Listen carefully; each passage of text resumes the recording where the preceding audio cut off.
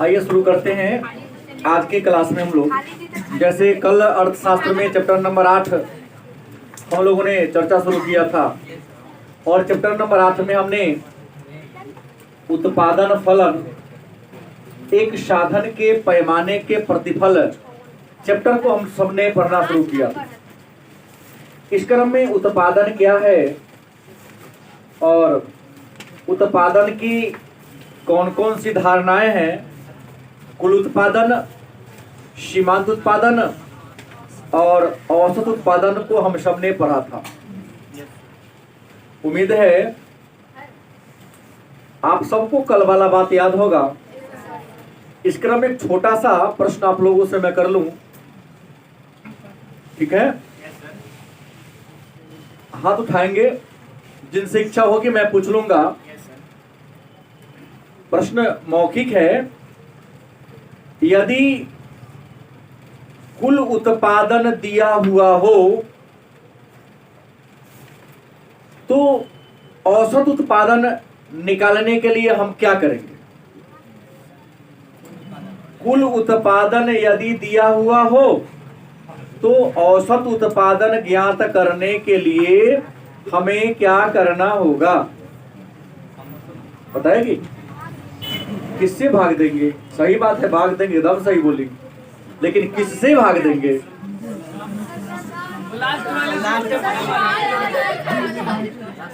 करा हो। Very good. Labour से, हाँ, PP/L इक्वल टू AB। गलत है सही? लिखा हुआ था। खैर आइए आज का प्रश्न में चर्चा करता हूँ। उत्पादन फलन टॉपिक है। उत्पादन फलन क्या है, या उत्पादन फलन से आप क्या समझते हैं? उत्पादन फलन क्या है या उत्पादन फलन से आप क्या समझते हैं?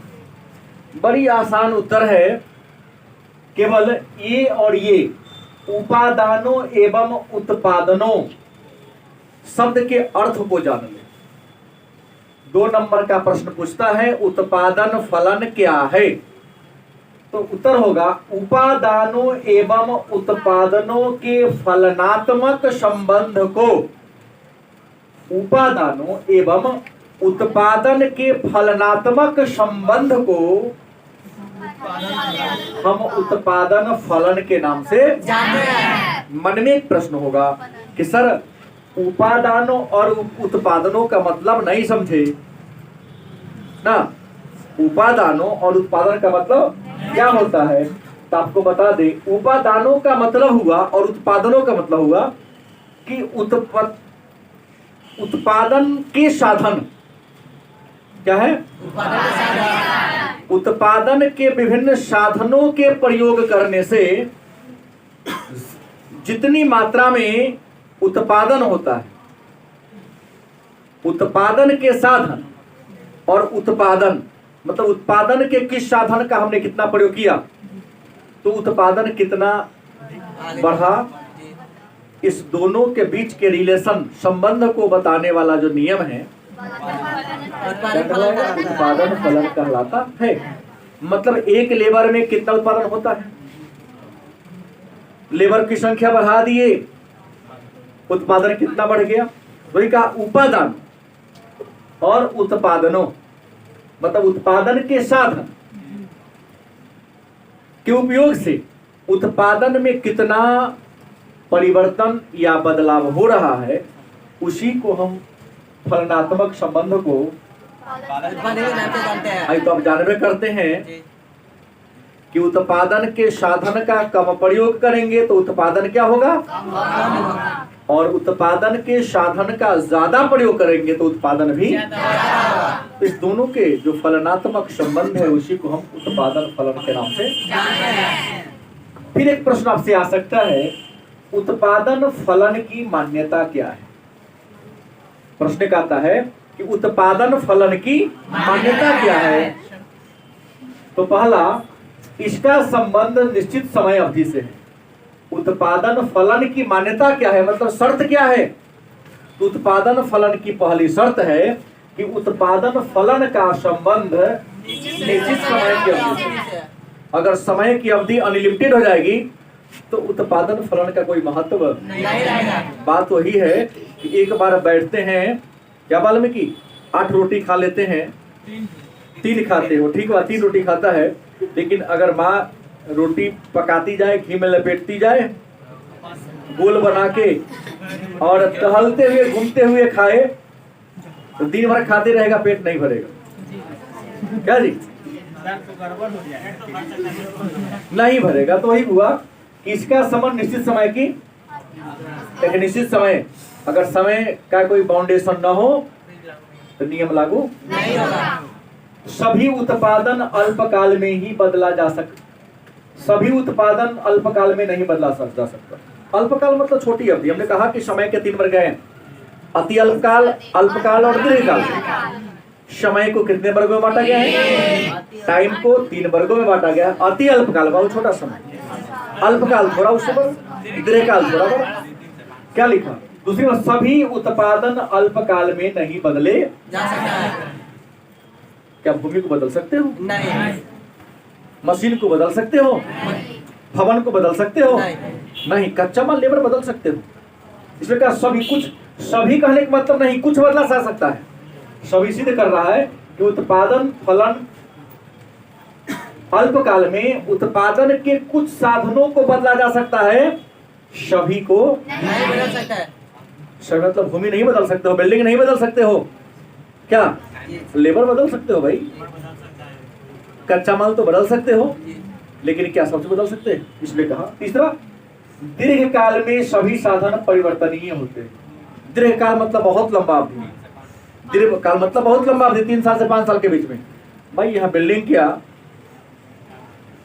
उत्पादन के सारे साधन को 5 साल में बदला, ईमानदारी हो तो व्यवस्था को बदला जा सकता है।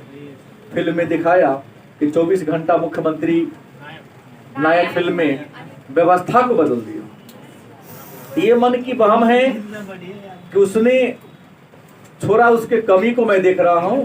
अगर आप में लगन हो, लालसा हो, इच्छा शक्ति हो, 24 घंटा बहुत ज्यादा हो जाता है।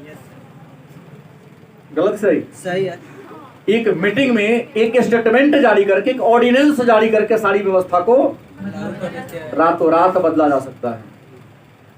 क्या? जैसे एक बार घोषणा की 8 नवंबर 2016 को कि आज रात 8 बजे के बाद 1000 और 500 के पुराने नोट नहीं चलेंगे। अगर आपके पास स्टॉक में है तो उसको फलाने तारीख तक एक्सचेंज कर ले, बदल ले। जब ये ऐसा कठिन नियम, कठोर नियम रातों रात हो गया तो सड़क पर लोग खड़ा होकर के पान खाएंगे, फेंकेंगे, बच्चे परीक्षा में चोरी करेंगे, मास्टर 9 बजे विद्यालय में नहीं जाएगा, उसकी बात की औकात है? उठा के घरे बैठा देगा, बेटा तू अपना घर में रहो, रखवारी करो, जब घर ही देखना है नौकरी क्यों लिया तुझे? तुमको जब अपना घर ही चलाना था नौकरी क्यों लिया? गलत की सही? सही है। तो ये मन की बहम है। वही कहा कि दीर्घकाल में सभी साधन परिवर्तनीय है। दीर्घकाल में 3 से 5 साल सब कुछ बदला सकता है। अल्पकाल में तकनीकी स्तर में परिवर्तन नहीं होगा। अल्पकाल मतलब छोटा समय। अब तकनीक में चेंज नहीं कर सकते हो, नया मशीन नहीं लगा सकते हो। गलती की सही? सही है।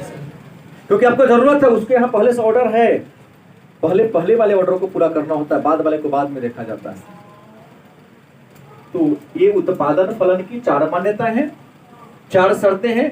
अगर 2 अंक पूछे कि उत्पादन फलन क्या है तो 2 नंबर में उत्तर दे सकते हो कि उपादानों एवं उत्पादनों के फलनात्मक संबंध को उत्पादन फलन के नाम से जानते हैं।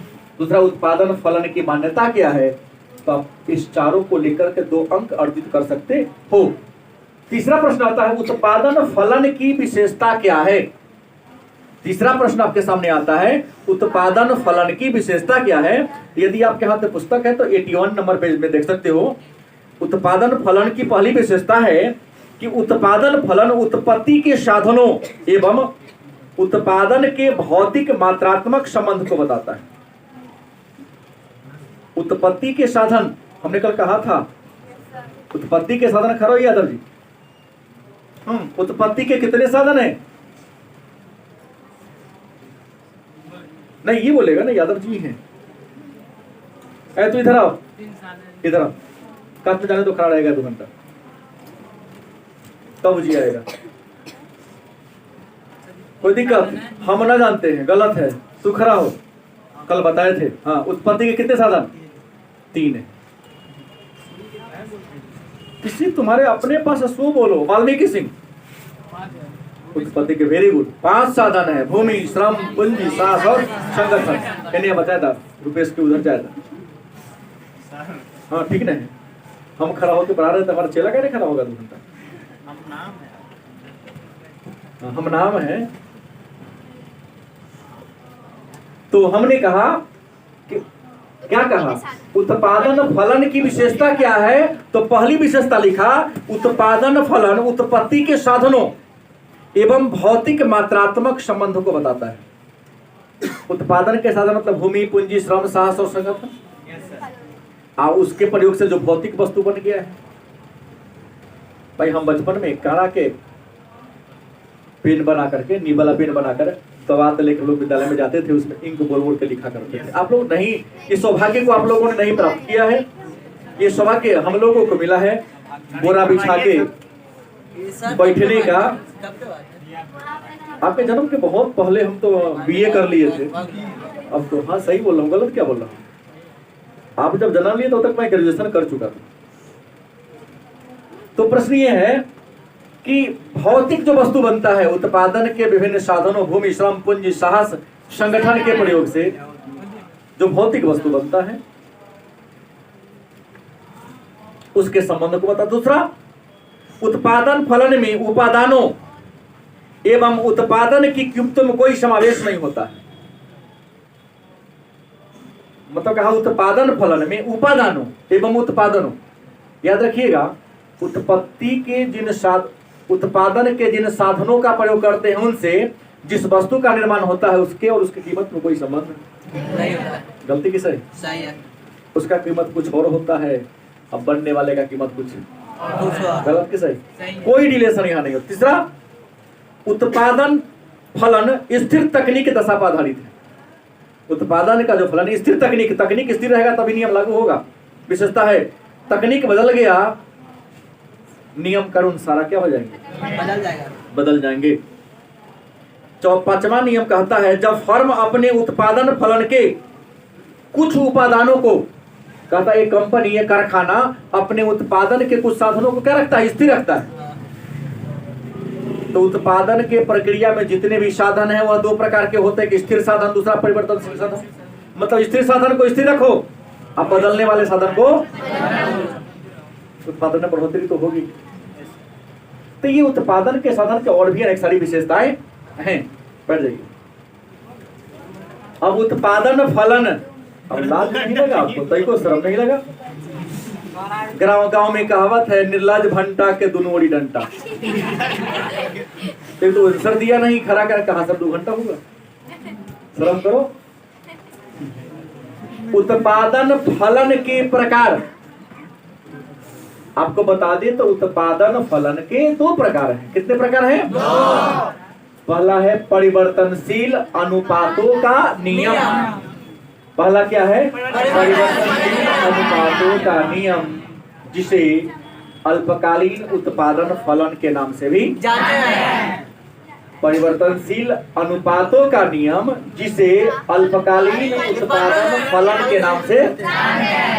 दूसरा, समान अनुपात उत्पादन फलन, समान अनुपात उत्पादन फलन, जिसे दीर्घकालीन उत्पादन फलन के नाम से। हम ऊपर का दोनों नाम को गौण करें, सेकंड वाला नाम से काम चलाए। हम तो दोनों उसी का नाम है।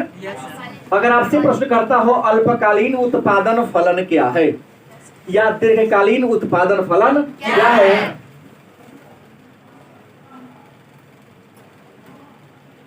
अल्पकालीन उत्पादन फलन क्या है या अल्पकालीन उत्पादन फलन से आप क्या समझते हैं? तो अल्पकालीन उत्पादन फलन वह है जिसमें उत्पादन के स्थिर और परिवर्तनशील दोनों साधनों का प्रयोग होता है। मतलब हमने अभी जस्ट कहा, आप लोगों ने बताया भी कि उत्पादन के साधन कितने हैं? 5। उत्पादन के क्या है? साधन कितने हैं? 5 है। आपने नाम कहा भूमि, श्रम, पूंजी, साहस, संगठन। इसमें हमने कहा था एक दिन बहुत पहले कि श्रम, साहस, संगठन ये सक्रिय साधन है। गलत कि सही? और भूमि और ये कैसा साधन है? निष्क्रिय साधन। लेकिन इन 5 साधनों को तो और वर्ग में बांट सकते हैं। 5 साधन को तो और वर्ग में बांट सकते हैं। पहला, इस सक्रिय को हम स्थिर भी कह देंगे। गलत हो गया। निष्क्रिय को स्थिर, इसको क्या कहेंगे? तो उत्पादन के जितने भी साधन हैं, ये क्या कहा परिभाषा? अल्पकालीन उत्पादन फलन किसे कहते हैं? तो परिभाषा होगा कि ऐसा उत्पादन फलन जिसमें उत्पादन के स्थिर और परिवर्तनशील, स्थिर मतलब कभी ना बदलने वाला, स्थिर मतलब कारखाना में मशीन बदला जाता है लेकिन कारखाना का घर नहीं बदलाता है। कि बदलाता है? नहीं बदलाता है। बताओ ना, बदलाता है जल्दी? नहीं। कारखाना के लेबर बदल जाते हैं लेकिन कारखाना का संगठन नहीं बदलता। साहसी बदल जाएगा तो कंपनी के नाम बदल जाएगा। गलती किसे? सही है। तो स्थिर साधन का ही प्रयोग होता है और परिवर्तनशील साधन का ही प्रयोग क्या कहेंगे? अल्पकालीन उत्पादन फलन। क्या कहेंगे? दीर्घकालीन उत्पादन फलन किसे कहते हैं? तो दीर्घकालीन उत्पादन फलन उत्पादन का वह नियम है जो यह कहता है कि दीर्घकाल में उत्पादन के सभी साधनों को बदला जा सकता है। अल्पकालीन क्या कहा? स्थिर और परिवर्तनशील दोनों का प्रयोग करेंगे, लेकिन अल्पकाल में बदलना संभव नहीं है। जबकि दीर्घकालीन उत्पादन फलन उत्पादन का वह नियम है जो कहता है कि दीर्घकाल मतलब लंबी अवधि में उत्पादन के सभी साधनों को बदला जा सकता है। तो जब उत्पादन के सभी साधनों को बदला जा सकता है तो उद्यमी को जो मन होगा सो कर लेगा। इसका वर्गीकरण पर हम ध्यान नहीं देंगे, विद्वानों ने इसका वर्गीकरण ही नहीं किया। लेकिन ये जो अल्पकालीन उत्पादन का फलन है, जहां बदलना थोड़ा सा क्या है, मुश्किल है, लेकिन डिमांड बढ़ता है तो आपको वहां भी ध्यान देना पड़ेगा। तो अल्पकालीन उत्पादन के फलन के कितने रूप हैं? 2 रूप हैं। कितने रूप हैं? एक साधन के प्रतिफल और पैमाने का प्रतिफल। हम इसको सीधा एक को हटा दे, साधन के प्रतिफल और पैमाने का। वस्तुनिष्ठ में फोकस करना है थोड़ा सा बुआ, नहीं तो गड़बड़ा जाएगा। अल्पकालीन उत्पादन फलन के कितने प्रकार हैं? 2। क्या नाम है? साधन के प्रतिफल और पैमाने का प्रतिफल। साधन के प्रतिफल और पैमाने का प्रतिफल। तो मन में होगा कि साधन के प्रतिफल क्या है? मन में एक प्रश्न होगा कि साधन के प्रतिफल क्या है और पैमाने का प्रतिफल क्या है। तो साधन मतलब यहाँ उत्पादन के साधन से, यहाँ साधन का मतलब तो उत्पादन के साधनों का प्रयोग जब हम करते हैं तो कुछ ना कुछ तो प्रतिफल मिलता है। जो छात्र आलस्य कर लिया, क्या जाओगे 10 मिनट तो आधा घंटा तो पढ़ाएंगे, उसके लिए हराम हो गए, वीडियो देख लेंगे काम चल जाएगा। लेकिन याद रखिएगा वीडियो देख के काम चलता है, मजबूरी के नाम कभी तो होता है। महात्मा गांधी लोग हाँ, लेकिन क्या काम चलने वाला नहीं है। अब मोबाइल में देख रहे हो, कहीं मन भटक गया, छोड़ बात में चलो जी काम करें। अब बंद किए सो बंद ही किए रह जाते। गलत सही है। सब कुछ है, ऑफलाइन का विकल्प कभी ऑनलाइन नहीं। यहाँ पर पूछने की, बोलने की क्या नहीं समझ में आया सर?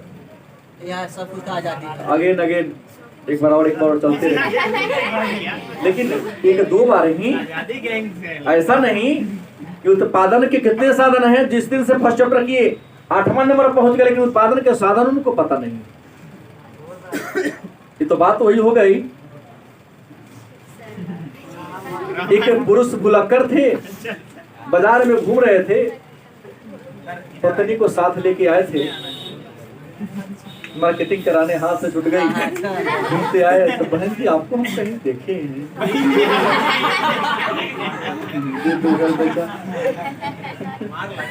मार तो लगेगा।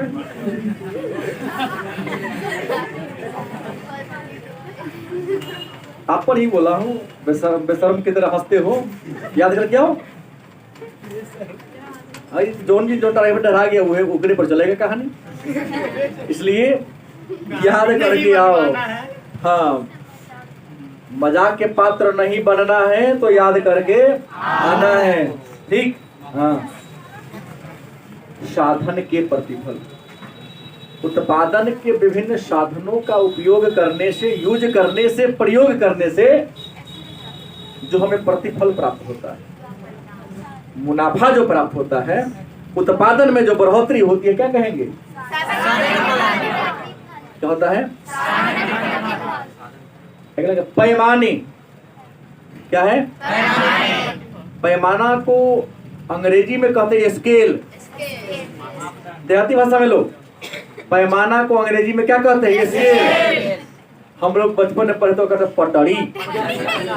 क्या कहते थे? पटड़ी कहते थे। यहाँ होगा एक, हाँ, ये वाला पटड़ी। स्केल अंग्रेजी में कहते, ये हो गया पटड़ी। कहता है पैमाने का प्रतिफल, माने पटड़ी के प्रतिफल, स्केल का प्रतिफल। गलत या सही? एक कारखाना अपने निश्चित मापदंड को जहां जिस लेवल पर पहुंच गया है, जैसे हमारे बच्चे हमको लेवल तक पहुंचा दिए। मैं तो नहीं पहुंचा हूं, मैं तो वह नाटककार हूं, वह कलाकार हूं, जैसे झोपड़ी में कला दिखाता हूं छोटे से मंच पर। लेकिन हमारे कला को बिहार के जन जन तक पहुंचाने का काम हमारे छात्र लोग करते हैं।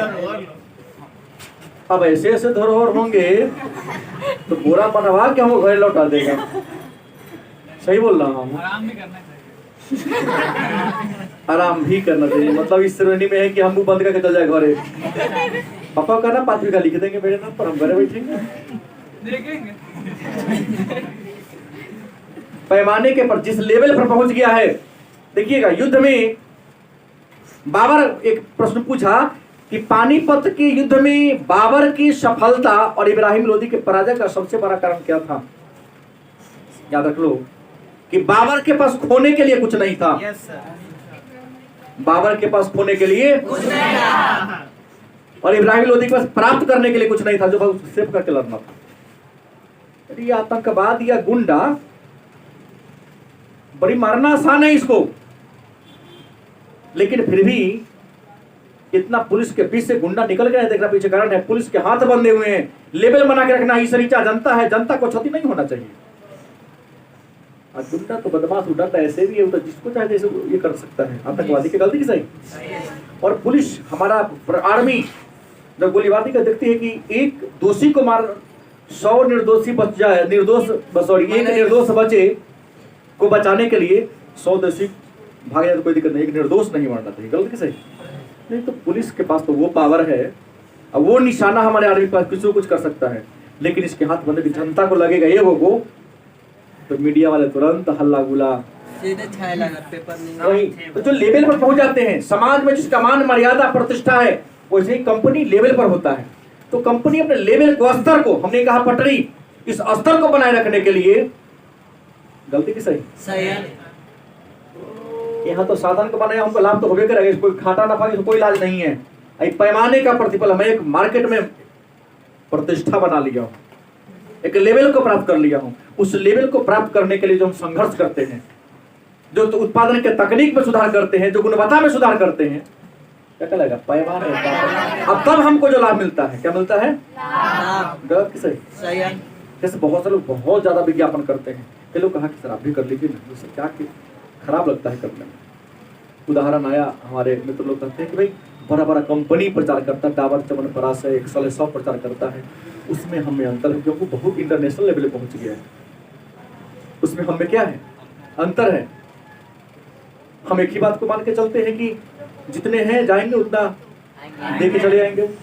एक जाएगा तो एक 1.5 दे के जाता है। एक पैमाने का प्रतिफल। हम जो पैमाना बना लिए हैं, ये पैमाना मेरा डाउन, इस पैमाना को बनाने के लिए हमको संघर्ष करना पड़ता है। एक कारखाना को भी, एक इंसान को भी, हर व्यक्ति को संघर्ष करता है। बनाने के लिए आप जो मेहनत करते हैं, जो आपको लाभ मिलता है, उसको कहते हैं, क्या कहते हैं? उम्मीद है समझ में आया होगा। किताब वाला परिभाषा को मैं छांट लिया हूँ, अपना परिभाषा दिया हूँ, और ये परिभाषा आपको समझ में आ जाएगा। ये लेवल जितना मैं पहुंच गया हूँ, लेवल को बरकरार रखने के लिए। अब उत्पत्ति के नियम क्या है? बीए में पढ़ना है होगा, ये भी पढ़ना है बीए में, और ये तीनों हर साल गैप करके पूछता ही है बीए में। Paper 1 micro economics, paper 2 macro economics, दोनों यहाँ है। उत्पत्ति के नियम। उत्पत्ति का मतलब क्या होता है? किसी वस्तु को बनाना, उत्पादन करना, निर्माण करना। क्या है? उत्पत्ति के नियम मतलब किसी वस्तु को बनाने के नियम। तो उत्पत्ति के कितने नियम हैं? उत्पत्ति के कितने नियम हैं? उत्पत्ति वृद्धि नियम, जिसे बढ़ते पैमाने का। उत्पत्ति क्षमता नियम, समान पैमाने का प्रतिफल। उत्पत्ति ह्रास नियम, घटते पैमाने का प्रतिफल। मन में होगा उत्पत्ति वृद्धि नियम क्या है? उत्पत्ति वृद्धि नियम क्या है? तो कहता है, उत्पत्ति वृद्धि नियम कहता है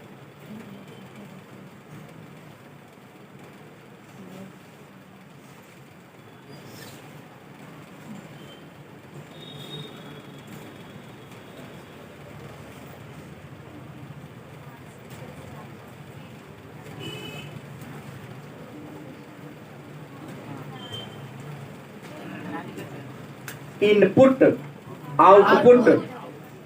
एक तो मेरा अंग्रेजी कमजोर है, हमरों से कमजोर महापुरुष से बैठे हुए हैं। उत्पत्ति वृद्धि नियम क्या है? तो कहता है कि उत्पादन की प्रक्रिया में, बड़ी आसान परिभाषा मैं देने जा रहा हूं। उत्पादन की प्रक्रिया में जिस अनुपात से, प्रारंभ में जिस अनुपात से उत्पत्ति के साधनों को बढ़ाते हैं, यदि उससे ज्यादा अनुपात में उत्पादन हो जाए तो उत्पत्ति वृद्धि नियम या बढ़ते पैमाने का प्रतिफल। न बुझाया? एकदम आसान परिभाषा बताने जा रहा हूं। हमने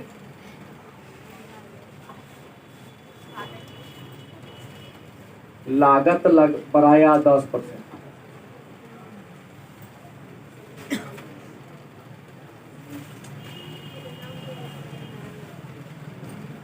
वृद्धि हो गया 12%। मतलब जितना प्रतिशत, सीधी सी बात है, हम यही बात कहना चाहें कि जिस अनुपात से उत्पादन के साधनों को बढ़ाते हैं, बात समझे या नहीं समझे? यदि उत्पादन उससे, मतलब हम भूमि पूंजी श्रम बढ़ाए कई %, उत्पादन बढ़ गया, क्या कहेंगे? उत्पत्ति वृद्धि। अब इसी बात को लंबा चौड़ा घुमा के लिखा होगा, हमने एक शब्द में कहा, आपको समझना पड़ेगा। हमने कहा उत्पत्ति वृद्धि नियम क्या है? तो उत्पादन के बढ़ने का नियम उत्पत्ति वृद्धि नियम, मतलब उत्पादन के, इसको हम बढ़ते पैमाने का प्रतिफल, मतलब जिस पैमाना से, जिस अनुपात से हम पूंजी को लगा रहे हैं किसी कारोबार में, जौन अनुपात से हम किसी कारोबार में पूंजी को लगा रहे हैं, यदि उससे ज्यादा अनुपात में उत्पादन बढ़े भाई भूमि पूंजी श्रम में बढ़ोतरी कै परसेंट की है? 10%। उत्पादन बढ़ गया 15%, तो क्या कहेंगे? या उत्पत्ति वृद्धि नियम। सीधा बढ़ रहा है बीजा से। उत्पत्ति समता नियम क्या है? तो जिस अनुपात से उत्पादन के साधनों में बढ़ोतरी करते हैं, ध्यान देना है बात को, जिस अनुपात से उत्पादन के साधनों को, यदि उत्पादन में वृद्धि उसी अनुपात से हो, कहने का मतलब उत्पादन के साधनों को बढ़ाए 10%, तो वृद्धि भी हुआ, उसे क्या कहेंगे? उत्पत्ति समता नियम। क्या कहेंगे? उत्पत्ति या समान पैमाने का, या समान पैमाने का। किसी बच्चे को आपत्ति, दिक्कत?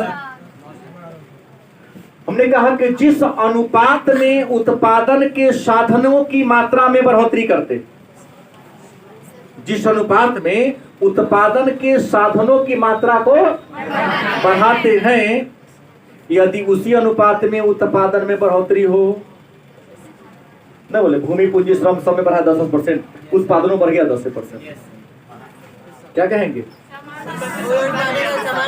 सीधा रेखा ले आए हैं यहाँ पर। जिस अनुपात में उत्पादन के साधनों को बढ़ाते हैं, उससे कम अनुपात में, हमने कहा यहाँ 10 लगाया तो यहाँ 15% या 12%, यहाँ 10 लगाया तो 10, यहाँ हमने 10% बढ़ाया तो यहाँ हमको 8%। ये तो क्लियर होना चाहिए भाई, गलत की सही? इतना तो परमात्मा ने दिमाग दिया है कि आप लोग समझ सकते हो आसानी से, कि जिस अनुपात में हमने उत्पादन के साधनों में बढ़ोतरी किया, यदि उससे कम अनुपात में उत्पादन बढ़े, क्या कहेंगे? क्या कहेंगे? उत्पत्ति ह्रास नियम, मतलब ए से बी क्या होगा? उत्पत्ति वृद्धि नियम क्या होगा? बी से सी, सी से डी। घटते पैमाने का प्रतिफल उत्पत्ति ह्रास नियम ना होगा। मतलब हम, ये हो गया उत्पत्ति वृद्धि नियम ए से बी, हम इसको ए से बी लिख सकते हैं। उत्पत्ति समता नियम बी से सी और सी से डी। तो उत्पत्ति के कितने नियम हैं? उत्पत्ति वृद्धि नियम, समता नियम। वृद्धि नियम कहता है जिस अनुपात में पूंजी में बढ़ोतरी करते हैं, उत्पादन के साधनों को बढ़ाते, उससे ज्यादा अनुपात में उत्पादन बढ़े। उत्पत्ति वृद्धि नियम या पैमाने का बढ़ते प्रतिफल। जिस अनुपात में उत्पत्ति के साधनों को बढ़ाते हैं, उसी अनुपात में उत्पादन में बढ़ोतरी हो, समता नियम कहेंगे। और जिस अनुपात में उत्पादन के साधनों को बढ़ाते हैं, उससे कम अनुपात में उत्पादन बढ़े तो उत्पत्ति ह्रास नियम के नाम से कोई दिक्कत। तो और इस चित्र से भी समझा दिया हूँ, ऊपर से नीचे बढ़ रहा है, यह एक लेवल में जा रहा है, क्षैतिज है, और ऊपर से गिरावट आ रही है। गलत की सही? मतलब यहाँ एरो से दर्शा दो, मतलब समझ रहे हैं कि बढ़ रहा है क्या? यहाँ तो बढ़ाने की जरूरत नहीं है, यहाँ पर क्या हो रहा है?